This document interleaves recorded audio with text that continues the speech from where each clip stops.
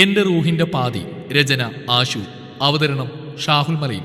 Editing Faisal C എന്ന് ഊഞ്ഞേരി. നിങ്ങൾക്ക് വേണ്ടി ഒരു അടിപൊളി സർപ്രൈസ് ഞാൻ മുറിയിൽ ഒരുക്കി വെച്ചിട്ടുണ്ട്, കേറി വാ. അതായിരുന്നു ആ പേപ്പറിൽ ഉണ്ടായിരുന്നത്. അത് വായിച്ച് ഞങ്ങൾ രണ്ടാളും പരസ്പരം നോക്കിയിട്ട് കൈ മലർത്തിക്കൊണ്ട് മുകളിലേക്ക് കയറിപ്പോയി. മുറിയെന്ന് കേട്ടപ്പോൾ ഓർമ്മ വന്ന് ആമിയുടെ മുറി ആയതുകൊണ്ട് നേരെ കയറി ചെന്നത് അങ്ങോട്ടേക്കാണ്. അവിടെ എത്തി നോക്കിയപ്പോൾ ആ കോപ്പൻ അവിടെ ഉണ്ടായിരുന്നില്ല. അവൻ വെറുതെ കളിപ്പിക്കാൻ തോന്നിയപ്പോൾ എനിക്ക് ദേഷ്യം കയറി വന്നു. ഞാൻ ഫോണെടുത്ത് അവൻ വിളിക്കാൻ നിന്നപ്പോഴാണ് ആമി പോയി ടേബിളിൽ നിന്ന് വേറെ കഷ്ണം പേപ്പർ എടുത്തുകൊണ്ട് വന്നത്. മുറിയെന്ന് ഉദ്ദേശിച്ചത് ആ കള്ളത്തി ആമിയുടെ മുറിയേ അല്ല. നിങ്ങളിപ്പോൾ നിൽക്കുന്നിടത്തുനിന്നും ലെഫ്റ്റിലേക്ക് തിരിഞ്ഞ് മുകളിൽ കാണുന്ന മുറിയാണ്. അത് ഉറക്കെ വായിച്ച ആമിയുടെ കാർമേഘം വന്ന് പൊതിഞ്ഞ മോന്ത കണ്ടിട്ട് എനിക്ക് ചിരി പൊട്ടി. ഇപ്പോഴെങ്ങാനും ഞാൻ നിന്ന് ചിരിച്ച അവൾ എൻ്റെ എല്ലൂരി എന്ന് അറിയാവുന്നതുകൊണ്ട് ഞാൻ വാപൊത്തി ചിരി കടിച്ചു പിടിച്ചു. അല്ലടി, മുകളിൽ എന്താ സംഭവം? അവിടെ മുറിയൊക്കെ ഉണ്ടോ? ടെറസാ, അവൻ എൻ്റെ കൈ കിട്ടിയാൽ ഞാൻ അവനെ പേസ്റ്റാക്കും, നോക്കിക്കോ.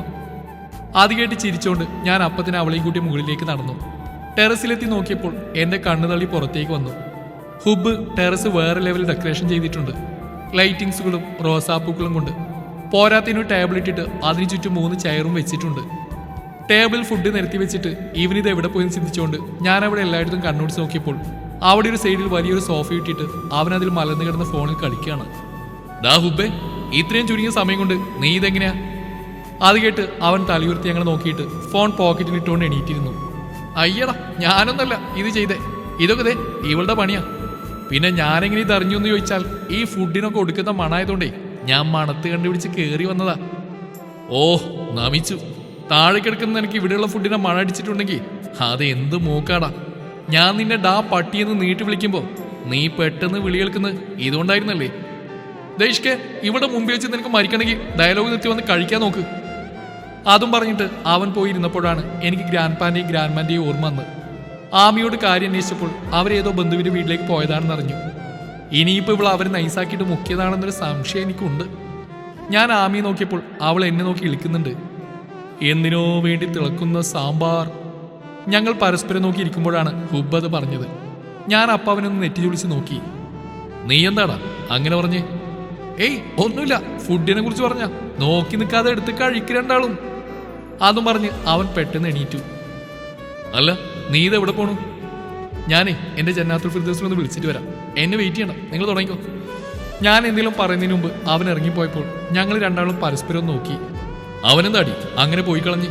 സാധാരണ ഫുഡ് കണ്ട അതിൽ നീന്തി കുളിക്കുന്ന ആളാവൻ. ഇന്നെന്താ പറ്റിയാവും? ഞങ്ങൾ പിന്നെ അവനെ നോക്കാനൊന്നും ഇരുന്നില്ല. നല്ല വിശപ്പുണ്ടായിരുന്നു. ഫുഡ് കഴിക്കുന്നതിനോടൊപ്പം തന്നെ എൻ്റെ കണ്ണുകൾ അടയുന്ന പോലെ എനിക്ക് തോന്നി. ഉറക്കം വന്നിട്ടാവുമെന്ന് കരുതി ആമി നോക്കിയപ്പോൾ പെണ്ണ് എനിക്ക് മുന്നേ ഇരുന്ന് ഉറക്കം തൂങ്ങിയിട്ടുണ്ട്. അതും ടേബിളിൽ തലവെച്ച് കിടന്നിട്ട്. തലയൊന്ന് കുടഞ്ഞ ശേഷം ഞാൻ അവളെ തട്ടി വിളിച്ചു. ആമി, ഡി എണീക്ക്. Ami, what happened? എൻ്റെ വിളി കേട്ട് അവൾ പതുക്കെ തലയുർത്തി പിടിച്ചിട്ട് തലയിൽ കൈവച്ച് ഒഴിഞ്ഞു. ഇഷ്ക്, എനിക്ക് തലവേദനിക്കുന്നു. തലയ്ക്ക് എന്തോ ഭാരം പോലെ ഫീൽ ചെയ്യുന്നു. എനിക്ക് കണ്ണുകൾ തുറക്കാൻ പറ്റുന്നില്ല. അവൾ ഈ പറഞ്ഞ പ്രോബ്ലംസ് തന്നെയാണ് എനിക്കും. ഞങ്ങൾക്ക് രണ്ടുപേർക്കും പെട്ടെന്ന് അങ്ങനെ തോന്നാൻ കാരണം എന്താണെന്ന് ചിന്തിച്ച് ഞാൻ മെല്ലെ എണീറ്റു. തലക്കകത്ത് എന്തൊക്കെയോ സംഭവിക്കുന്ന പോലെ തോന്നുന്നുണ്ട് എനിക്ക്. എന്താ കാരണമെന്ന് മനസ്സിലാവുന്നില്ല. എനിക്ക് മാത്രമാണ് അങ്ങനെ തോന്നുന്നതെന്നറിയാൻ ഞാൻ കണ്ണുകൾ വലിച്ചു തുറന്ന് ഇഷ്കിനെ നോക്കിയപ്പോൾ അവനുണ്ടായിരുന്നിടത്ത് അവനെ കണ്ടില്ല. പാതി തുറന്ന കണ്ണുകളോടെ ഞാൻ എല്ലായിടത്തും നോക്കിയപ്പോൾ ഇഷ്ക് എണീറ്റ് പോയി സോഫയിലേക്ക് മറിഞ്ഞു വീണിട്ടുണ്ട്. അവനിതെന്താ പറ്റിയെന്നറിയാൻ ഞാൻ മെല്ലെ എണീറ്റ് പോയി അവൻ്റെ അടുത്ത് മുട്ടൂത്തിയിരുന്നു. നിനക്കെന്താ പറ്റിയേ? ഇഷ്ക്, എണീക്ക്, കണ്ണു തുറക്ക്. ഞാൻ അവനെ ഒരുപാട് വിളിച്ചു നോക്കിയെങ്കിലും അവൻ കണ്ണു തുറന്നില്ല. അത് കണ്ടപ്പോൾ എനിക്കെന്തോ പേടിയാവാൻ തുടങ്ങി. പിന്നെ ഞാനൊന്നും നോക്കിയില്ല. കുറച്ച് വെള്ളമെടുത്ത് അവൻ്റെ മുഖത്തേക്ക് ഒഴിച്ചു കൊടുത്തു. ബാക്കി വെള്ളം കൊണ്ട് എൻ്റെ മുഖവും കഴുകി. എന്നിട്ടും എനിക്ക് കണ്ണു തുറക്കാൻ പറ്റുന്നുണ്ടായിരുന്നില്ല. ഇഷ്ക്, കണ്ണു തുറക്ക്, എണീക്ക്, വാ, വന്ന് മുറി കിടക്ക്. എങ്ങനെയൊക്കെ ഞാൻ അവനെ എണീപ്പിക്കാൻ ശ്രമിച്ചുകൊണ്ടിരുന്നപ്പോൾ പെട്ടെന്ന് അവൻ എൻ്റെ 2 കൈയും പിടിച്ചു വെച്ചു. ഇവന് ബോധം വന്നോ എന്ന രീതിയിൽ ഞാൻ അവനെ നോക്കിയപ്പോൾ ചെക്കൻ കണ്ണടച്ചെന്നെ കിടക്കുക. ആമി. കണ്ണു തുറക്കാതെ തന്നെ അവൻ എന്നെ വിളിച്ചപ്പോൾ ഞാൻ കണ്ണുകൾ അടച്ചു വെച്ച് ഒന്ന് പുഞ്ചിരിച്ചു. എന്നിട്ട് അവൻ്റെ അടുത്തിരുന്നിട്ട് കാര്യം അന്വേഷിച്ചു. എന്തു പറ്റി ഇഷ്ക്? നിനക്ക് തലവേദനിക്കുന്നുണ്ടോ? ആമി. ഞാൻ ചോദിച്ചതിന് മറുപടി തരാതെ എന്നെ അവൻ പതുക്കി വിളിച്ചു. പറ. ആമി. അവൻ വീണ്ടും നീട്ടി വിളിച്ചു. പറയടാ മണ്ണാങ്കട്ടെ എന്ന് ഞാൻ കണ്ണുകൾ അടച്ചു വെച്ച് അലറി. I wanna kiss you. കണ്ണ് തുറക്കാൻ പോലും പറ്റാതെ ബോധം പോയി കിടക്കുന്ന അവൻ്റെ പറച്ചിൽ കേട്ടിട്ട് ഞാനൊന്ന് വാ പൊളിച്ചു വെച്ച് കണ്ണു വീഴ്ച അവനെ നോക്കി. വാട്ട് എന്ന് നീ പറഞ്ഞ്? Aami I wanna kiss you now. കുട്ടികൾ വാശി പിടിക്കുന്ന പോലെ അവൻ വീണ്ടും അതെന്നെ പറഞ്ഞപ്പോൾ ഞാൻ അറിയാതെ ചിരിച്ചുപോയി. നീ എഴുന്നേൽക്ക്, വാ മുറിയിൽ ചെന്ന് കിടക്കാം. അതും പറഞ്ഞ് ഞാൻ അവൻ്റെ കൈ പിടിച്ച് എണീപ്പിക്കാൻ നിന്നപ്പോൾ അവൻ എന്നെ തടഞ്ഞു. നിന്നോട് ഞാൻ എന്താ പറഞ്ഞേ? എനിക്ക് തന്നെ കിസ് ചെയ്യണമെന്നല്ലേ? ഇഷ്കെ ആർ യു സീരിയസ്? നീ കാര്യമായിട്ടാണോ? അതെന്നെ ചുമ്മാ പറ്റിക്കാനൊന്നല്ലല്ലോ. എന്റെ ചോദ്യം കേട്ട് അവൻ പതുക്കെ കണ്ണു തുറന്ന് എന്നെ നോക്കിയ ശേഷം പെട്ടെന്ന് എന്റെ കയ്യിൽ പിടിച്ച് വലിച്ചതും ഓൺ ദി സ്പോട്ടിൽ ഞാൻ അവന്റെ മേത്ത് പോയി വീണു. ഇഷ്കെ നീ നീ എന്തേ കാണിക്കുന്നേ? എണീക്ക്, ആരെങ്കിലും കണ്ടോണ്ട് വന്നാ. Kiss me. ഷൂ പറഞ്ഞിട്ട് അവൻ കണ്ണുകൾ തുറന്ന് എന്നെ നോക്കി അത് പറഞ്ഞപ്പോൾ ഞാനൊന്ന് മീച്ചു നിന്നിട്ട് കിസാൻ മടിച്ചു. Ami kiss me. എന്റെ പൊന്നിഷ്കെ, ഇങ്ങനെയൊരു സാഹചര്യത്തിൽ ഇതൊന്നും പറയില്ലേ എന്നൊക്കെ എനിക്ക് അവനോട് പറയണമെന്നുണ്ട്. പക്ഷേ എന്തോ പറയാൻ തോന്നിയില്ല. അവൻ വീണ്ടും കിസ്മി എന്ന് പറഞ്ഞുകൊണ്ടിരുന്നപ്പോൾ ഞാൻ മനസ്സൊന്ന് ഫ്രീ ആക്കിയ ശേഷം രണ്ടും കൽപ്പിച്ച് അവന്റെ കവിളത്ത് കുത്തിപ്പിടിച്ചു. അത് കണ്ടിട്ട് പെട്ടെന്നാണ് അവൻ എന്നെയും കൊണ്ട് തിരിഞ്ഞു കിടന്നത്. ഇഷ്കെ. ഒന്നും മനസ്സിലാവാതെ ഞാൻ അവന്റെ മുഖത്തേക്ക് തന്നെ നോക്കിക്കിടന്നു. Can I kiss you? അവൻ പതുക്കെ ചോദിച്ചപ്പോൾ ഞാനൊന്ന് കണ്ണുകൾ അടച്ചു വെച്ചിട്ട് ശരിയെന്ന അർത്ഥത്തിൽ തലകുലുക്കിയ ശേഷം പതുക്കെ കണ്ണു തുറന്ന് അവന്റെ ചുണ്ടുകളിലേക്ക് നോക്കി. ഹുബ് പറഞ്ഞ പോലെ എന്തിനോ വേണ്ടി തിളക്കുന്ന സാമ്പാർ പോലെയായിരുന്നു അവന്റെ ചുണ്ടുകൾ. അപ്പോൾ ഞാൻ അവനെ തന്നെ നോക്കി അങ്ങനെ കിടന്നപ്പോൾ പതുക്കെ അവൻ എൻ്റെ അതിരങ്ങളെ കീഴ്പ്പെടുത്തി കഴിഞ്ഞിരുന്നു. എന്തോ ഞാനും അത് ഒരുപാട് ആഗ്രഹിച്ചിരുന്ന പോലെ ഞാൻ സ്വയം മറന്ന് അവനിൽ അലിഞ്ഞു ചേർന്നു. ദുവാ. ഹോ, എന്നാൽ ഈ ചെക്കിൻ്റെ എവിടെ പോയി പടച്ചോനെ? വിളിച്ചിട്ടാണെങ്കിൽ എടുക്കുന്നില്ല. ഇവനൊന്ന് പോവേണ്ടതല്ലേ? ആ ഒരു ചിന്തയില്ലാതെ എവിടെ പോയി കിടക്കുക അവൻ? ഇഷ്കിനെ കാണാഞ്ഞിട്ട് ടെൻഷൻ അടിച്ച പ്രാന്തായി തേരാപാരം നടക്കുമ്പോഴാണ് ഹാളിലെ സോഫയിൽ പോത്തുപോലെ കിടന്നുറങ്ങുന്ന ഹുബിനെ നമ്മൾ കണ്ടത്. ഹുബിനെ കൂടെ കൂട്ടാതെ ഈ ഇഷ്ക് ഒറ്റയ്ക്ക് ഇതെങ്ങോട്ടാ പോയെന്ന് ചിന്തിച്ചുകൊണ്ട് ഞാൻ താഴേക്ക് ഇറങ്ങി ചെന്നു. ഡാ ഹുബേ, എടാ മോനെ എണീക്ക്. ഹുബേ, ഡാ പോത്തെ എണീക്കാൻ. അവന്റെ ചന്തിക്കിട്ട് ഒരെണ്ണം വെച്ച് കൊടുത്തപ്പോൾ അവൻ പെട്ടെന്ന് ഞെട്ടി എണീറ്റു. ഹോ, ഏഞ്ചലായിരുന്നു. ഞാൻ കരുതി എന്റെ പൊന്നാര ഉമ്മച്ചിയായിരിക്കും ചട്ടവും കൊണ്ടെന്ന്. നിങ്ങളിതെന്താ രാവിലെ തന്നെ?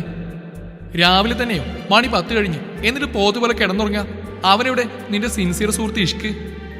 അത് കേട്ട് അവൻ കോട്ടുവായിട്ടുണ്ട് വീണ്ടും കിടക്കാൻ നിന്നപ്പോൾ നമ്മൾ തലയിൽ കവിച്ചിട്ട് അവൻ എണീപ്പിച്ചിരുത്തി. എടാ ഷെയ്നുവിന്റെ മോനെ ഹുബേ, അവനും തിരിച്ചു പോകേണ്ട ദിവസാ. ഇഷ്ക് എവിടെയാടാ? എന്റെ പൊന്നെ ഏഞ്ചലെ, നിങ്ങൾ എന്തിനെങ്ങനെ ടെൻഷൻ ആവുന്നേ? അവൻ മുറി കാണും. അവനെ മുറി കാണാത്തോണ്ടല്ലേ ഞാൻ നിന്നോട് വന്ന് ചോദിക്കുന്നേ. അവൻ എവിടെ പോയാലും നീ അറിയാണ്ടിരിക്കില്ലല്ലോ. ഇഷ്ക് മുറിയിലില്ലേ? പിന്നെ എവിടെ പോയി? ഓ ഓ ഓ ഓ, ഇപ്പോഴല്ലേ ഒരു കാര്യം ഓർത്ത്. ഇഷ്ക് ഇവിടെ ഇല്ല, അവൻ ഹെവനില്ല. അത് കേട്ട് നമ്മൾ ഞെട്ടി. ഹെവനിലോ? അവനവിടെ എന്തെടുക്കുക? ഇനിയിപ്പോ ആ സഹല്? ഹൈ, ഏഞ്ചൽ വെറുതെ കാട് കയറി ചിന്തിച്ചു കൂട്ടല്ലേ. അവൻ സാഹലിനോട് കുസ്തിക്ക് പോയതല്ല, ആമി വിളിച്ച പോയതാ. കൂടെ ഞാനുണ്ടായിരുന്നു. നീ അവന്റെ കൂടെ ഉണ്ടായിരുന്നോ? പിന്നെ നീ എങ്ങനെ ഇവിടെ? അത് പിന്നെ ജാം വിളിച്ചപ്പോ എന്ന് പറഞ്ഞ് അവനൊരു വളിച്ച് ഇളിവാസാക്കി. ഓഹോ, നിന്നെ ജാം വിളിച്ചു, അവനെ ആമി വിളിച്ചു. ബാക്കിയുള്ളവർ വിളിച്ചാൽ മാത്രം ഫോൺ എടുത്ത് നോക്കരുത്. രണ്ടും ഇടിച്ചോണ്ട് പോയി അവനെ വിളിച്ചോണ്ട് വാടാ. ഉച്ചയ്ക്ക് 1 മണിക്കാണ് ഫ്ലൈറ്റ്. യാ കുതാ, ഞാനത് മറന്നു എന്നും പറഞ്ഞ് അവൻ പല്ലുപോലും തേക്കാതെ ഇറങ്ങി ഓടിയപ്പോൾ ഞാൻ അവനെ തിരിച്ചു വിളിച്ചിട്ട് ഫ്രഷ് ആയിട്ട് പോയാൽ മതി എന്ന് പറഞ്ഞ് മുറിയിലേക്ക് പറഞ്ഞു വിട്ടു. സൂര്യകിരണങ്ങൾ മുഖത്തേക്ക് വന്ന് തട്ടിയപ്പോഴാണ് ഞാൻ കണ്ണു തുറക്കുന്നത്. അതും നല്ല ചൂടുള്ള വെയിലടിക്കാൻ മാത്രം ഞാനിതെവിടെ കിടക്കുന്നതെന്നറിയാൻ വേണ്ടി ചുറ്റിലൊന്ന് കണ്ണോടിച്ചപ്പോൾ ഹെവനിലെ ടെറസിലാണ്. തൊട്ടടുത്ത ടേബിളിൽ ഞങ്ങൾ ഇന്നലെ കഴിച്ച ഫുഡിന്റെ ബാക്കി കാക്ക വന്ന് കൊത്തി കഴിക്കുന്ന കണ്ടിട്ട് ഞാൻ പെട്ടെന്ന് എണീറ്റിരുന്ന് തലയിൽ കൈവച്ചു. ഇന്നലെ എന്താ അപ്പം സംഭവിച്ചത്? ഞാൻ എപ്പോഴാ ഉറങ്ങിയേ? ഹുബ് പിന്നെ വന്നില്ലേ? ആമി എവിടെ പോയി? ഇനിയിപ്പോൾ ആ ഹുബ് പറഞ്ഞ പോലെ തന്നെ ഫുഡിൽ സൈനൈഡ് ചേർത്ത് തന്നാണോ ഞങ്ങൾക്ക്? ഏയ്, അങ്ങനെയാണെങ്കിൽ ഞാനിപ്പോൾ തട്ടിപ്പോവേണ്ടതല്ലേ. എന്നാലും ആ തെണ്ടിയതെവിടെ? ഞാൻ തല ഉയർത്തി ചുറ്റുമൊന്ന് കണ്ണോടിച്ചപ്പോൾ അവിടെയൊന്നും അവനെ കണ്ടില്ല. എനിക്ക് എന്തൊക്കെയോ സ്പെല്ലിംഗ് മിസ്റ്റേക്ക് ഫീൽ ചെയ്യുന്നുണ്ട്. ഞാൻ പതുക്കെ അത് ഓർത്തെടുക്കാൻ ശ്രമിച്ചപ്പോൾ ഒരു മിന്നായം പോലെ എന്തൊക്കെയോ ഓർമ്മ വന്നു. ചിന്തകളൊക്കെ ആട്ടിപ്പായിച്ചിട്ട് ഫോൺ എടുത്ത് നോക്കിയപ്പോൾ മണി 10 കൂടെ ഏഞ്ചലിന്റെ കുറെ മിസ് കോൾസ് കണ്ടതും ഞാൻ പടച്ചോനെ വിളിച്ചുകൊണ്ട് താഴേക്ക് ഇറങ്ങി ഓടി. പെട്ടെന്നാണ് ആമി എന്റെ മുന്നിലേക്ക് വന്ന്. ആഹാ, നീ ഇവിടെ തന്നെ ഉണ്ടായിരുന്നല്ലേ? എന്നിട്ടെന്താ എന്നെ വിളിക്കാതിരുന്നേ? എനിക്കൊന്ന് പോകാനുള്ളതാ. അത് ഞാൻ കരുതി നിനക്ക് ക്ഷീണമുണ്ടെങ്കിൽ നീ ഉറങ്ങിക്കോട്ടെ എന്ന്. അതാ. ക്ഷീണം തോന്നാ എനിക്കെന്താ? ഇന്നലെ നൈറ്റ് ഡ്യൂട്ടി ഉണ്ടായിരുന്നോ? ആ ഹുബ് എന്തോ പണിയെന്നാ, അവനെ ഞാനൊന്ന് കാണുന്നുണ്ട്. ശരി, എന്നാ ഞാൻ ഇറങ്ങാം എന്നും പറഞ്ഞ് ഞാൻ പുറത്തേക്ക് ഇറങ്ങിയിട്ട് പെട്ടെന്ന് തിരിഞ്ഞു നോക്കി. ആമി. ഞാൻ അവൾ ഉറക്കി വിളിച്ചു കേട്ട് അവളൊന്ന് ഞെട്ടിക്കൊണ്ട് എന്നെ നിനക്ക് തിരിഞ്ഞു. I miss you. ഞാനത് പറയേണ്ട താമസം അവൾ അപ്പം തന്നെ എൻ്റെ അടുത്തേക്ക് ഓടി വന്നിട്ട് എന്നെ ഇറുകെ കെട്ടിപ്പിടിച്ച് നിന്നു. സോറി ഇഷ്ക്. സോറിയോ? എന്തിന്? അങ്ങനെ പ്രത്യേകിച്ച് കാരണമൊന്നുമില്ല, എന്നാലും സോറി. ആയിക്കോട്ടെ, ഞാൻ ക്ഷമിച്ചു. എന്നാൽ ശരി, ഞാൻ പോവാട്ടോ. I am still waiting for you. അത് കേട്ട് ഞാൻ അവിടെ കവിളിലും തട്ടിയിട്ട് പെട്ടെന്ന് അവിടെ നിന്ന് ഇറങ്ങി. വെറുതെ എന്തിനാ അവിടെ നിന്ന് കൂടുതൽ പറഞ്ഞ് അവൾ വിഷമിപ്പിക്കുന്നേ? പിന്നെ അങ്ങോട്ടൊരു ഓട്ടപ്പാസിലായിരുന്നു. വീട്ടിലെത്തി റെഡിയായി ഇറങ്ങി എല്ലാവരോടും യാത്ര പറഞ്ഞ് തിരിച്ചപ്പോൾ ഇതുവരെ തോന്നാത്ത എന്തൊക്കെയോ ഒരു മിസ്സിങ്. പോവേണ്ട എന്നൊക്കെ എൻ്റെ മനസ്സ് പറയുന്ന പോലെ. ഇങ്ങനെ പോയാൽ എനിക്ക് എൻ്റെ ജോലി ആത്മാർത്ഥയോടെ ചെയ്യാൻ കഴിയില്ലെന്നായപ്പോൾ മനസ്സിനെ കല്ലാക്കിക്കൊണ്ട് എയർപോർട്ടിലേക്ക് വിട്ടു. കൂടെ തന്നെ ഹുബും ജാനും അനുവും ഉണ്ടായിരുന്നു. അവിടുന്ന് പിന്നെ അങ്ങോട്ട് ഞാൻ തനിച്ചു. മണിക്കൂറുകൾ നീണ്ട യാത്രക്കൊടുവിൽ ഞാൻ എൻ്റെ ജോലി സ്ഥലത്ത് ലാൻഡ് ചെയ്തു. സാറില്ലാത്ത കുറവ് നല്ലോണം ഉണ്ടായിരുന്നെന്ന് മറ്റ് സോൾജേഴ്സ് പറഞ്ഞ് എൻ്റെ മൂഡ് മാറ്റിയപ്പോൾ ഞാൻ എല്ലാം മറന്ന് അവരോട് സംസാരിച്ചതിന് ശേഷം വീണ്ടും എൻ്റെ ജോലിയിലേക്ക് കാലെടുത്ത് വെച്ചു. സഹൽ, ആ ചെക്കൻ, അവനെ ഞാൻ വെറുതെ വിടില്ല. അവൻ ആരോടാ കളിച്ചതെന്ന് ഞാൻ അവന് മനസ്സിലാക്കി കൊടുക്കുന്നുണ്ട്. അവൻ എന്നോട് ചെയ്തതിനെക്കുറിച്ച് ഓർക്കുമ്പോൾ തന്നെ എൻ്റെ സകല നിയന്ത്രണവും വിട്ടു പോകുന്നുണ്ട്. എന്നിട്ടും ഞാനൊന്നും ചെയ്യാൻ നിൽക്കുന്നത് അവനുള്ളത് അണിയറയിൽ ഒരുങ്ങുന്നതുകൊണ്ട് മാത്രമാണ്. ആ പയ്യൻ്റെ കാര്യം തന്നെ ആലോചിച്ച് കണ്ണടച്ച് കിടക്കുമ്പോഴാണ് എൻ്റെ ഫോൺ ശബ്ദിച്ചത്. ഞാൻ അപ്പോൾ തന്നെ ഫോൺ എടുത്ത് ചെവിയോട് അടുപ്പിച്ചു. Hello sir. അവൻ തിരിച്ചുപോയി. അവനോ? ഏതവൻ? സാറ് എന്നോട് പറഞ്ഞ് അവൻ ഹെവനിലേക്ക് വന്നാൽ വിളിച്ചു പറയണമെന്ന്. ഇന്നലെ ആമി മേഡം എന്നെ വീട്ടിലേക്ക് പറഞ്ഞു വിട്ടുകൊണ്ട് എനിക്ക് ഇവിടുത്തെ കാര്യങ്ങളൊന്നും അറിയാൻ കഴിഞ്ഞില്ല. പിന്നെ ഇന്ന് രാവിലെ വന്ന് നോക്കിയപ്പോൾ ഇഷ്കി ഹെവനിൽ നിന്ന് ഇറങ്ങിപ്പോന്നാണ് കണ്ടത്. ഇന്ന് ഉച്ചക്കുള്ള ഫ്ലൈറ്റിൽ തിരിച്ചു പോകണമെന്ന് പറഞ്ഞു. ഹെവനിലെ ഡ്രൈവർ മനോഹർ എന്നെ അത് വിളിച്ചു പറഞ്ഞപ്പോൾ ഞാനൊന്ന് കോട്ടിച്ചിരിച്ചിട്ട് കോള് കട്ട് ചെയ്തു. നീ പ്രതീക്ഷിക്കാതെ പലതുമായിരിക്കും ഇനി നിന്റെ ലൈഫിൽ നടക്കാൻ പോകുന്നത്. നീ എന്നെ അന്വേഷിച്ച് വന്നത് തെറ്റ്. അതും പോരാഞ്ഞ് എൻ്റെ മകളെ കയറി പ്രേമിച്ച് നീ ചെയ്ത ഏറ്റവും വലിയ തെറ്റ്. അതുമാത്രമല്ല, എൻ്റെ മകൾ എനിക്കെതിരെ തിരിച്ചത് നീ ചെയ്ത മറ്റൊരു തെറ്റ്. എല്ലാം തെറ്റ് തന്നെ. ഇനി നീ കണ്ടോ, നീ തിരിച്ചു വരുമ്പോൾ അവൾ മറ്റൊരുത്തൻ്റെ ഭാര്യയായിട്ടുണ്ടാവും. അതുകൊണ്ടൊന്നും തീരുന്നില്ല. നിനക്കും നിന്റെ തന്ത മിഷാൽ ഹാഫിസിനും പ്രിയപ്പെട്ടതായിട്ടുള്ളതെല്ലാം ഞാൻ ഇല്ലാതാക്കും. നീയും അവൻ എല്ലാവരും അതിനുവേണ്ടി കാത്തിരുന്നു. നിങ്ങളുടെ എല്ലാ സന്തോഷവും ഞാൻ തകർക്കും. നിശ്ചയിച്ച വിവാഹം ഞാൻ നടത്തും. അതും ചിന്തിച്ച് ഞാൻ റൈഹാനെ വിളിച്ചു. ഹലോ റൈഹാൻ. ആ പറയൂ സാർ, എന്തായി കാര്യങ്ങൾ? എന്ത് തീരുമാനിച്ചു നീ? എനിക്കൊരൊറ്റ വാക്കേ ഉള്ളൂ. നമ്മൾ പറഞ്ഞുറപ്പിച്ച ഡീൽ ഓർമ്മയുണ്ടല്ലോ? ആ ഡീലിന് വേണ്ടി മാത്രമാണ് ഞാൻ എൻ്റെ മകളെ നിന്റെ മകനെ കെട്ടിച്ചിരുന്നത്. അത് നമുക്ക് രണ്ടാൾക്കും അറിയാലോ. തൽക്കാലം ഇത് മറ്റാരും അറിയണ്ട, പ്രത്യേകിച്ച് നമ്മുടെ മക്കൾ. അവൻ പറഞ്ഞതിനോട് യോജിച്ചുകൊണ്ട് ഞാൻ പലതും തീരുമാനിച്ച ശേഷം കോള് കട്ട് ചെയ്തു. I am sorry baby. പപ്പായിക്ക് മോളെ ഒരുപാട് ഇഷ്ടമാണ്. പക്ഷെ നിന്നെക്കാളൊക്കെ വലുത് എനിക്ക് പണമാണ്. അതാണ് ആ ഇഷ്ക് എന്നിൽ നിന്ന് ഇല്ലാതാക്കിയത്. അവനുള്ളത് പപ്പായി വഴിയെ കൊടുത്തോളാം. ഇപ്പം എനിക്ക് ഈ വിവാഹം എത്രയും പെട്ടെന്ന് നടത്തണം. എനിക്ക് ഉറപ്പുണ്ട് എൻ്റെ മോൾ ത്വാഹയുമായി പതുക്കെ മിങ്കിളാവുമെന്ന്. ഇനി എന്താ വേണ്ടതെന്ന് പപ്പായിക്ക് അറിയാം. പല ഉറച്ച തീരുമാനവും എടുത്ത് ഞാൻ കണ്ണുകളടച്ച് കിടന്നു. എനിക്കൊന്നും കേൾക്കണ്ട, ഇപ്പൊ ഇറങ്ങിപ്പോയിക്കൊണ്ട് ഇവിടുന്ന്. ഇനി മേലിൽ നിന്നെ എന്റെ കൺമുമ്പിൽ കണ്ടുപോയത് ഒരിക്കലും. ഇത്രയ്ക്കായിട്ട് കല്യാണം ഫിക്സ് ചെയ്തെന്ന് പറഞ്ഞുകൊണ്ട് എന്റെ മുന്നിലേക്ക് വരാൻ നിനക്ക് എങ്ങനെ തോന്നി? നിനക്കിത് എന്നോട് വന്ന് പറഞ്ഞ് ഇത്തിരി പോലും ഉളുപ്പ് തോന്നില്ലേ ത്വാഹ? നീ ഒരാണാണോ? വീട്ടുകാരോട് തുറന്നു പറയാൻ ധൈര്യമില്ലെങ്കിൽ പിന്നെ നീ എന്തിനാ പ്രേമിക്കാൻ പോയത്? ഇപ്പൊ എനിക്ക് നിന്നോട് പറയാൻ തോന്നുന്നത് ആ ലച്ചുവിനെ അവിടെ വഴിക്കങ്ങ് വിട്ടേക്കുന്ന. അവൾ വല്ല തൻ്റെ ഉള്ള പയ്യന്മാരാരെങ്കിലും കെട്ടിക്കോട്ടെ. തന്നേക്കാൾ ഭേദം അതാ പേടിത്തൊണ്ടൻ. അല്ല പിന്നെ രാവിലെ എണീറ്റപ്പോൾ തന്നെ അവൻ്റെ ന്യൂസ്. ദേഷ്യം കൺട്രോൾ ചെയ്യാൻ പറ്റാത്തതുകൊണ്ടാണ് ഞാൻ അത്രയെങ്കിലും പറഞ്ഞത്. അവൻ്റെ തലമണ്ട അടിച്ചു പൊട്ടിക്കാനൊക്കെ തോന്നുന്നുണ്ട്. കലിപ്പ് മൊത്തം പൊട്ടിത്തെറിച്ച് തീർത്തിട്ടും എനിക്കെന്തോ ഒരു തൃപ്തി വരുന്നില്ല. കല്യാണം ഉറപ്പിച്ചിട്ട് ഒരാഴ്ചയായി. എന്നിട്ട് അവൻ എന്നോട് ഇത് വന്ന് പറയുന്ന ഇപ്പോഴാണ്. ആരും അറിയാതെ സീക്രട്ടായി വെച്ചതാണത്രേ അവൻ്റെ ഡാഡും എൻ്റെ പപ്പായും. എന്നോടോ അവനോടോ ഒരു വാക്കുകൂരാരും പറഞ്ഞിട്ടുമില്ല, ചോദിച്ചിട്ടുമില്ല സമ്മതാണോന്ന്. സോറി ആമി, എനിക്കറിയാം ഈ പ്രശ്നം ഇത്രത്തോളം വഷളാക്കിയത് ഞാനാണെന്ന്. ഞാൻ എൻ്റെ പ്രണയം വീട്ടിൽ തുറന്നു പറഞ്ഞിരുന്നെങ്കിൽ ഒരുപക്ഷെ എൻ്റെ പ്രേമം പൊട്ടി പാളിസാവുമായിരുന്നു. എന്നാലും ഈ കല്യാണം ഒരിക്കലും മുടങ്ങുന്ന പ്രതീക്ഷ എനിക്കില്ലായിരുന്നു. ഈ കഴിഞ്ഞ ദിവസങ്ങളിൽ ഇത്രയേറെ പ്രശ്നങ്ങൾ ഉണ്ടായിട്ടും കല്യാണം എങ്ങനെയെങ്കിലും നടക്കണമെന്ന് നമ്മുടെ തന്തമാർ ആഗ്രഹിക്കുന്നുണ്ടെങ്കിൽ അതിന് പിന്നിൽ എന്തെങ്കിലുമൊക്കെ കാരണം കാണും. നിനക്കും എനിക്ക് ഈ ബന്ധത്തിന് ഒട്ടും താല്പര്യമില്ലെന്ന് നിന്റെ പപ്പായിക്ക് നന്നായിട്ട് അറിയാം. എന്നിട്ടും അയാൾ കൊടുക്കുന്ന വാശിയാ ഈ കല്യാണം നടത്തണമെന്ന്. ആ വാശിക്ക് പിന്നിൽ എന്തോ ഒരു ദുരുദ്ദേശം ഉണ്ടെന്ന് കൊച്ചു പിള്ളേർക്ക് വരെ ഊഹിക്കാവുന്നേ ഉള്ളൂ. എന്നെ കെട്ടേണ്ടി വരുന്നോർത്ത് നീ പേടിക്കണ്ട. ഇപ്പം അവരൊക്കെ ഉദ്ദേശിക്കുന്ന പോലെ കാര്യങ്ങൾ മുന്നോട്ട് പോയിക്കോട്ടെ. ഒടുവിൽ ഈ ഹെവനിന്റെ മുറ്റത്ത് പന്തൽ ഉയരും.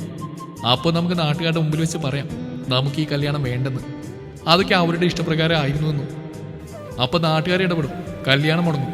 പിന്നെ നിനക്ക് നിന്റെ വഴി, എനിക്ക് എൻ്റെ വഴി. 2 വർഷം കഴിഞ്ഞ് ലച്ചുവിൻ്റെ പഠിത്തം കഴിഞ്ഞ് ഞങ്ങളുടെ കല്യാണം. ഇഷ്ക് നാട്ടിലേക്ക് വന്നിട്ട് നിങ്ങളുടെ കല്യാണം. എങ്ങനെയുണ്ട്? പൊളിക്കില്ലേ? ഓ പിന്നെ മണ്ടത്തരം പറയില്ലേ ത്വാഹ, കേൾക്കാനൊക്കെ സുഖമുണ്ട്. പക്ഷെ ഇതൊന്നും അത്ര ഈസി ആയിട്ട് നടക്കാൻ പോകുന്നില്ല. ഇഷ്ക് ഉണ്ടായിരുന്നു ഇങ്ങനെയൊന്നും സംഭവിക്കാൻ അവൻ സമ്മതിക്കില്ലായിരുന്നു. ഇതിപ്പോൾ അവൻ പോയിട്ട് 20 ദിവസമായി. അവൻ ഈ നാട്ടിൽ നിന്നേ പോയിട്ടുള്ളൂ, എൻ്റെ ഹൃദയത്തിൽ നിന്ന് പോയിട്ടില്ല. അവൻ ഉടനെ തിരിച്ചു വരുന്ന വിശ്വാസത്തിൻ്റെ പേരിലാണ് ഞാനിപ്പോഴും ജീവിക്കുന്ന പോലും. ഞാൻ അവനെ വിളിച്ചിരുന്നു, പക്ഷെ കോള് കിട്ടുന്നില്ല. അവിടെ നെറ്റ്വർക്കൊന്നും ഉണ്ടായിരിക്കില്ലെന്ന് അവൻ നേരത്തെ തന്നെ പറഞ്ഞിരുന്നാണല്ലോ. ഇനിയിപ്പോൾ അവനെ വിളിക്കണമെങ്കിൽ ഹെഡ് ഓഫീസിൻ്റെ നമ്പർ വേണം, അല്ലാതെ ഒരു വഴിയുമില്ല. അടുത്ത ആഴ്ചയാണ് നമ്മുടെ കല്യാണം ഉറപ്പിച്ചിരിക്കുന്നത്. അവനോട് എങ്ങനെയപ്പോൾ പറയാ? ദേ മിണ്ടരുത്, കല്യാണമല്ല അമ്മൂമ്മയുടെ 16. അടുത്ത ആഴ്ച ഞാൻ കല്യാണം കഴിപ്പിക്കുക. എല്ലാത്തിനെയും മിക്കവാറും എൻ്റെ മയ്യത്തിനായിരിക്കും നീ മഹാറാണിക്കുക. നിനക്കതിന് ധൈര്യമുണ്ടോ? ഉണ്ടാവില്ല. അത് കാണുമ്പോൾ നിന്റെ കൈയൊന്ന് പറക്കും. കാരണം ആമി ഇഷ്കിൻ്റെയാ. അത് അങ്ങനെ തന്നെ ആയിരിക്കും, മൂക്കിൽ പഞ്ഞി വെച്ച് കുഴിയിലേക്ക് എടുക്കുന്നവരെയും. എങ്ങനെയൊക്കെ അവനോട് അത്രയും പറഞ്ഞിട്ട് ഞാൻ അവന് മുഖം കൊടുക്കാതെ പെട്ടെന്ന് തിരിഞ്ഞു. കരച്ചിൽ വരുന്നുണ്ട് പണ്ടാരം. ആ കോപ്പന് ഇവിടുന്ന് പോയിട്ട് എന്നൊന്ന് വിളിച്ച പോലും ഇല്ലല്ലോ. അവൻ്റെ ജോലിയോട് എനിക്ക് നല്ല ബഹുമാനമൊക്കെ ഉണ്ടെങ്കിലും ഇപ്പോൾ തോന്നുന്നു എന്ത് പണ്ടാരാണെന്ന്. അത്രക്കുണ്ട് എൻ്റെ സങ്കടം. അതൊന്നും പറഞ്ഞാൽ തീരില്ല. ഇത്രയും ദിവസം ഞാൻ അവനെ കാണാതെ ഒന്നും മിണ്ടാതെ എങ്ങനെ കഴിഞ്ഞെന്ന് എനിക്കും പിന്നെ പടച്ചവന് മാത്രമേ അറിയൂ. സത്യം പറഞ്ഞാൽ എൻ്റെ അന്വേഷി ഇവിടെ വരെ ഒന്ന് വരുമ്പോഴാണ് ഞാൻ മര്യാദയ്ക്ക് എന്തെങ്കിലുമൊക്കെ കഴിക്കുന്ന പോലും. അതും അവൾ നിർബന്ധിച്ച് കഴിപ്പിച്ചിട്ടേ തിരിച്ചു പോകും. ഇഷ്ക് തിരിച്ചു വരാൻ ഇനി ഒരുപാട് മാസങ്ങൾ വേണ്ടി വരും. ചിലപ്പോൾ 1 വർഷമൊക്കെ എടുത്തെന്നിരിക്കാം. അത് ഓർക്കുമ്പോൾ എനിക്ക് ഇപ്പം തന്നെ അവനെ കാണാൻ പോകണമെന്നൊക്കെ തോന്നും. പോകുന്നതിന് മുമ്പ് അവൻ എന്നോടൊരു കാര്യം മാത്രമേ റിക്വസ്റ്റ് ചെയ്തിട്ടുള്ളൂ, എങ്ങനെയെങ്കിലും അവൻ്റെ പപ്പയുടെ സ്നേഹം പിടിച്ചു പറ്റണമെന്ന്. പക്ഷെ ഇത്രയും ദിവസമായിട്ടും എനിക്കതിന് കഴിഞ്ഞിട്ടില്ല. എന്തൊക്കെയോ ചില പേടി. അങ്കിൾ എന്നെ സ്വീകരിക്കുമെന്ന് എനിക്കൊരു ഉറപ്പില്ല. ഇനി ചിലപ്പോൾ സ്വീകരിച്ചില്ലെങ്കിലോ എന്ന പേടി. ഇഷ്കിൻ്റെ ജീവിതത്തിൽ നിന്നും എന്നേക്കുമായി പോയി തരണമെന്ന് പറഞ്ഞാലോ എന്നൊരു തോന്നൽ. ഞാൻ തോറ്റുപോകുന്ന എനിക്ക് ഉറപ്പാണ്. എന്ത് ചെയ്യണമെന്ന് ആലോചിച്ചിട്ട് ഒരു എത്തുമണിയും കിട്ടുന്നില്ല. ആകെ പ്രാന്ത് പിടിക്കുന്ന അവസ്ഥ. വട്ടി പിടിക്കുന്നതിന് മുമ്പ് അന്നമ്മയെ വിളിച്ച് വരാൻ പറഞ്ഞു. ത്വാഹ ഇറങ്ങിപ്പോയപ്പോൾ തന്നെ അവൾ കയറി വന്നു. എന്തായിടി, കൊണ്ടുവന്നോ എന്ന് ചോദിച്ചുകൊണ്ട് ഞാൻ എണീറ്റ് പോയി അവളുടെ 2 വീലറിൽ നിന്നും സാധനം എടുത്തു. വേറൊന്നുമല്ല, എൻ്റെ ഒരു ഫേവറേറ്റ് ഫ്രൂട്ടാണ്, ഫാഷൻ ഫ്രൂട്ട്. ദിവസം എനിക്കിത് കഴിച്ചില്ലെങ്കിൽ ഒരു സമാധാനം ഉണ്ടാവില്ല. പിന്നെ ടെൻഷൻ കൂടുമ്പോൾ തീറ്റയുടെ അളവും കൂടും. ടെൻഷൻ കൂടുമ്പോൾ എരിവും പുളിയൊക്കെ നല്ലോണം കഴിക്കുന്ന സ്വഭാവമാണ് എൻ്റേത്. പക്ഷെ ഞാനിത് ഒരുപാട് കഴിക്കുന്നത് അവൾക്ക് ഇഷ്ടമല്ല. ഇപ്പോൾ തന്നെ ഇവിടെ തിന്നുന്നത് ഞാനാണെങ്കിൽ എക്സ്പ്രഷൻ മൊത്തം അവളുടെ മുഖത്താ. ഒന്ന് മതിയാ കാമി, ഇങ്ങനെ പുളി കഴിച്ചാൽ നീ ചത്തുപോകും. ഇപ്പം തന്നെ ഒരുപാടായി. നിന്റെ ഈ തീറ്റ കണ്ടിട്ട് എനിക്ക് വയറുവേദന എടുക്കുന്നുണ്ട്, ഒന്ന് നിർത്ത് എന്ന് പറഞ്ഞ് അവൾ എൻ്റെ കയ്യിൽ നിന്ന് അതൊക്കെ തട്ടിപ്പറിച്ചിട്ട് വലിച്ചെറിഞ്ഞു. കഴിഞ്ഞടി, ഇന്നേ എനിക്ക് ടെൻഷൻ ഇച്ചിരി കൂടുതലായിരുന്നു, അതാ. ഇപ്പം ശരിയായി. ഇന്നെന്താണാവോ നിന്റെ പുതിയ പ്രശ്നം? ഇഷ്ക് വിളിക്കാതെ തന്നെയാവും അല്ലേ? അതും ഉണ്ടെന്ന് കൂട്ടിക്കോ. പക്ഷെ പുതിയ പ്രശ്നം അതൊന്നുമല്ല, എൻ്റെ പപ്പായിയാണ്. മൂപ്പരങ്ങ് ശ്രീലങ്കയിലിരുന്ന് എൻ്റെ കല്യാണം ഉറപ്പിച്ചിരിക്കുക. അത് കേട്ട് അവൾ ഞെട്ടിദ്ധരിച്ചുകൊണ്ട് എന്നെ പിടിച്ചു വലിച്ച് അവിടെ നിൽക്ക് നിർത്തിച്ചു. സത്യമാണോടി? ഞാൻ സംശയം ചോദിച്ചോട്ടെ, നിന്റെ പപ്പായുടെ തലക്ക് നല്ല സുഖമില്ലാമി. എല്ലാം അറിഞ്ഞിട്ട് അയാൾ നിന്റെ കല്യാണം ഉറപ്പിച്ചോ? ദേ എനിക്ക് ചൊറിഞ്ഞു വരുന്നുണ്ട്. അയാൾ നിന്റെ പപ്പായി ആയതുകൊണ്ട് മാത്രം ഞാൻ കൂടുതലൊന്നും പറയാത്തേ. ഇനി നിന്റെ പ്ലാൻ എന്താ? ഞങ്ങളുടെ ഇഷ്കിനെ തേക്കാനാണോ? ആൾറെഡി കോപ്പേ വാർക്കാനാണ്. എന്തേ നീ ഒന്ന് പോയ ജാനെ? ഞാനിവിടെ പ്രാണവേദന എടുത്തോണ്ടിരിക്കുക. അപ്പോഴാണ് നിന്റെ കോപ്പിന്റെ കാര്യം. ഇഷ്കൊന്ന് വിളിച്ചിരുന്നെങ്കിൽ എനിക്ക് കുറച്ച് സമാധാനങ്ങളും ഉണ്ടായേനെ. ഇതിപ്പോൾ ടെൻഷന്റെ മേലെ തലക്ക് തീ പിടിച്ച പോലെ ഒരു അവസ്ഥ. അതും പറഞ്ഞ് ഞാൻ പോയി വുഡ് സിംഗിൽ ഇരുന്നപ്പോൾ അവൾ എൻ്റെ പിന്നാലെ വന്ന് എനിക്കൊപ്പം ഇരുന്നു. നീ ഇങ്ങനെ സാഡാവല്ലടി, നമുക്ക് ഇതിനൊരു സൊല്യൂഷൻ കണ്ടെത്താം. കല്യാണം നമുക്ക് പൊളിച്ചടിക്ക് നിന്റെ പപ്പായുടെ കയ്യിൽ വെച്ച് കൊടുക്കണം. നീ ഒന്നും നോക്കാതെ ഈ കല്യാണത്തിന് റെഡിയായിക്കോ. ഈ കല്യാണം ഞാൻ മുടക്കും. വല്ലതും നടക്കുമോ എന്ന് ചോദിച്ച് ഞാൻ അവളെ നോക്കി കൈമലർത്തി. ഛേ, നീ ചുമ്മാ കോൺഫിഡൻസ് കളഞ്ഞ് എന്നെ കൂടി കൺഫ്യൂസ്ഡ് ആക്കില്ലേ. ഈ പ്ലാൻ നടക്കും, ഞാനല്ലേ പറയുന്നേ. അതും പറഞ്ഞ് അവളെന്നെ ആശ്വസിപ്പിച്ചപ്പോൾ എന്തോ ഒരു സമാധാനം. അവളുടെ ഒരൊറ്റാളുടെ വാക്കിന്റെ മേലെയാണ് പിന്നീടുള്ള ദിവസങ്ങൾ ഞാൻ തള്ളി നീക്കിയത്. ഇന്നിപ്പോൾ ഈ കല്യാണത്തലവരെ അത് എത്തി നിൽക്കുന്നു ആ ഒരു വിശ്വാസം കൊണ്ട് തന്നെ. നിക്കാഹ് വൈകുന്നേരം ആയതുകൊണ്ട് പപ്പായി നാളെ രാവിലെ നാട്ടിലെത്തുന്നാ പറഞ്ഞ്. അത് പോലീസിനെ പേടിച്ചിട്ടാണെന്ന് എനിക്കറിയാം. പക്ഷെ മൂപ്പര് എന്നോട് പറഞ്ഞ് മൂപ്പർക്ക് അവിടെ നിന്ന് തിരിയാൻ നേരമില്ലെന്ന്. കയ്യിൽ കാലണ പോലും ഇല്ലാതെ പപ്പായിക്ക് അവിടെ ഒരു പണി ഉണ്ടാവില്ലെന്ന് മമ്മ എന്നോട് പറഞ്ഞിട്ടുണ്ട്. പപ്പായിക്ക് എന്നോടുള്ളതിനേക്കാൾ കൂടുതൽ സ്നേഹം മമ്മക്കുള്ളതുകൊണ്ട് മൂപ്പത്തി ഒഴിവ് പറയാതെ ഓടിങ്ങ് എത്തിയിട്ടുണ്ട്. ഇപ്പൊ എന്റെ ടെൻഷൻ ഈ അവസാന നിമിഷത്തിൽ അന്നമ്മ എന്ത് തേങ്ങാക്കൊല കാണിക്കാൻ പോകുന്നതാ. ഈ കല്യാണം നടക്കുമെന്നൊരു വലിയ പേടി തന്നെ എനിക്കുണ്ട്. അന്നമ്മയുടെ ചട്ടിത്തലയിൽ എന്തെങ്കിലുമൊക്കെ കുരുട്ടുബുദ്ധി തോന്നിക്കണേ പടച്ചോനെ എന്ന് പ്രാർത്ഥിച്ചുകൊണ്ടിരിക്കുമ്പോഴാണ് പെട്ടെന്ന് എനിക്കൊരു കാര്യം ഓർമ്മ വന്നത്. ഞാൻ അവളോടൊരു കാര്യം മറച്ചു വെച്ചു. ഇപ്പൊ തന്നെ എനിക്കത് അവളോട് തുറന്നു പറയണമെന്ന് ചിന്തിച്ചുകൊണ്ട് ഞാൻ അവൾക്ക് വിളിച്ചിട്ട് പെട്ടെന്ന് വരാൻ പറഞ്ഞു. കൂടെ ഞാൻ പറഞ്ഞ സാധനവും. മണിക്കൂർ നേരം വെയിറ്റ് ചെയ്യിപ്പിച്ചിട്ട് രാത്രിയായപ്പോൾ അവൾ പന്തകണ്ട പെരിച്ചാഴി പോലെ കയറി വന്നിട്ട് എന്നെ തുറിച്ചു നോക്കി. നീ എന്താ വൈകിയേ? ഞാൻ എത്ര നേരം നിന്നെ വെയിറ്റ് ചെയ്യാൻ തുടങ്ങിയിട്ട്. സാധനം കിട്ടിയോ? നിന്റെ ഒരു സാധനം അത് വാങ്ങിക്കാൻ വേണ്ടിയാ ഞാൻ ഇത്രയും നേരം എടുത്ത്. ഇനി എനിക്ക് ഒന്നേ അറിയാനുള്ളൂ, നീ പറഞ്ഞ സത്യമാണോ? നിന്റെ തോന്നലൊന്നും അല്ലല്ലോ. അതിനു വേണ്ടി കൂടിയാ ഞാനിപ്പോ നിന്നോട് ഇത് വാങ്ങിക്കൊണ്ട് ഇങ്ങോട്ട് വരാൻ പറഞ്ഞു. നിനക്ക് വിശ്വാസം വരാൻ ഞാൻ തെളിവ് സഹിതം കൊണ്ടുവരാം, പോരെ എന്നും പറഞ്ഞ് ഞാൻ അവളുടെ കയ്യിൽ നിന്ന് സാധനം വാങ്ങിപ്പോയിട്ട് തിരിച്ചു വന്ന് അവൾക്ക് നേരെ തെളിച്ച് വെച്ച് നീട്ടി. നോക്ക് ദേ, ഇതാദ്യം എനിക്ക് ചെറിയൊരു സംശയം തോന്നിയപ്പോൾ നോക്കിയതാ. പിന്നെ ദേ ഇത് എന്തെങ്കിലും തകരാറ് കാരണം കൊണ്ടാണെന്ന് അറിയാൻ നോക്കിയത്. പിന്നെ ഇത് ഉറപ്പാണെന്ന് അറിയാൻ വേണ്ടി നോക്കിയത്. ഈ കാണുന്നൊക്കെ ഞാൻ അതുപോലെ നോക്കിയതാ. പിന്നെ ഇത് നീ ഇപ്പൊ കൊണ്ടുവന്ന് ഇതിൽ നോക്കി നിനക്ക് മനസ്സിലായില്ലേ ജാൻ, ഞാൻ പ്രഗ്നന്റ് ആണെന്ന്. ഞാനത് പറഞ്ഞു നിർത്തേണ്ട താമസം. അവളുടെ മുഖത്ത് ഇടിവെട്ടിയ പോലെ അവൾ എന്നെ ഒരുമാതിരി നോട്ടം വെച്ച് നിന്നു. എന്നിട്ട് ഉമിനീറിറക്കിക്കൊണ്ട് അവൾ എൻ്റെ കയ്യിൽ പതുക്കെ പിടിച്ചു. തുടരും ഈ കഥയുടെ ബാക്കി ഭാഗം നാളെ ഇതേ സമയം.